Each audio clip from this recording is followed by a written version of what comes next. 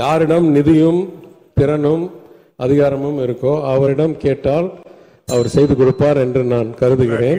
இதெல்லாம் நீங்க உள்ளுக்குள்ள பேசி சிஎம் பேசி முடிவு எடுக்க வேண்டியது. பாசிட்டிவா பதில் சொன்னா உறுப்பினர்களுக்கு நன்றாக இருக்கும். எனது கூடலூர் சட்டமன்ற தொகுதியில் வேலை வாய்ப்பினை உருவாக்கி தருவதற்கான எந்த நிறுவனங்களும் இல்லை.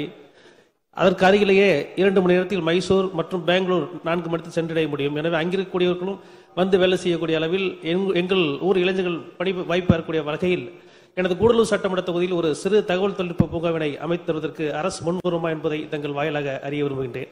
மாண்புமிகு அமைச்சர், என்னுடைய துறையில் இருக்கிற சிக்கல்களை கூறியிருக்கிறேன். நிதியும் மிகவும் குறைவாக ஒதுக்கப்படுகிறது. மற்ற மாநிலங்கள் போல் எல்லா தகவல் தொழில்நுட்ப பூங்காக்களும் எங்கள் துறையில் செயல்படுறதில்லை. ஒரு சின்ன பங்கு தான் இந்த எல்கோசஸ் மட்டும்தான் எங்கள் துறையில் செயல்படுது.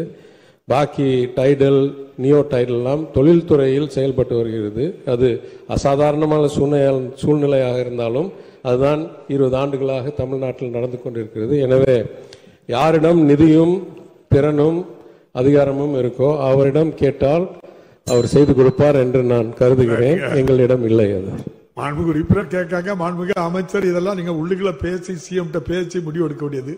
பாசிட்டிவா பதில் சொன்னா உறுப்பினர்களுக்கு நன்றாக இருக்கும். நன்றி. மாண்புமிகு விநாயகன் 217 மாண்புமிகு உறுப்பினர் திரு மா செந்தில்குமார்.